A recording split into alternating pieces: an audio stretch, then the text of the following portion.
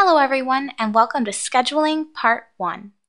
This video series will take you from products to projects and everything in between. In this video, you will learn how to create a product. First, let's look into what a product is. A product is a training curriculum or template of events used when creating projects. An aspect of a product is how many days of training exist. Another aspect could be that a test is held on the last day of training. This will happen in every instance that you schedule training. Now let's talk about our practical example, Joe. Joe's company wants to hold a training session for their pilots.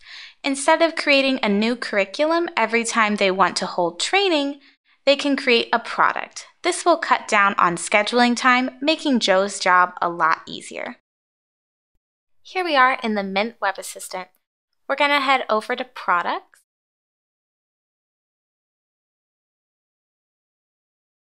And now we see some categories. Categories are used in the product page to organize products and also used throughout the system to link back to the product we will be creating. You will see this in future videos. Now we're going to create a new category. And we'll give it the name A320 LOE. Now we'll select our new category. Some of the options of this page you should be aware of is the copy option, deselect, and search. Now let's create a new product. First, we're going to fill out the properties. We'll keep the product name and then change the status to published.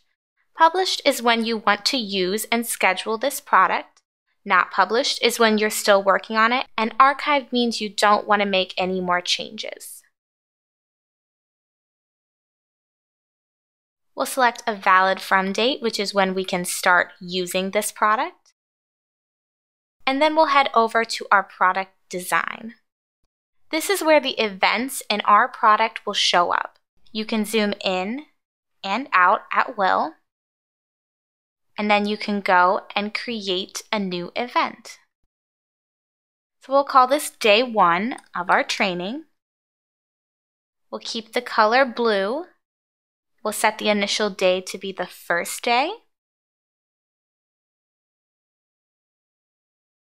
The training starts at 9 a.m. and goes on for 4 hours. Now we see the event that we have created. We're going to create 3 more. This will be day 2. We're going to change the color. We still want it to start at 9 a.m. and go on for 4 hours.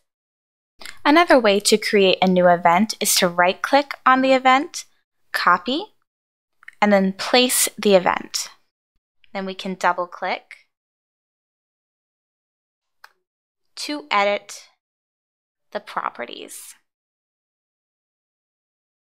If you want to change the times and days without double-clicking, we can drag to different times or days. Another option to be aware of is that we can add record items to this event. We'll get to that in later videos. Additionally, in later videos, we'll get to slot groups, continuities, and user schedule rules. For now, we're going to press OK to save the 3 events we've created for our product.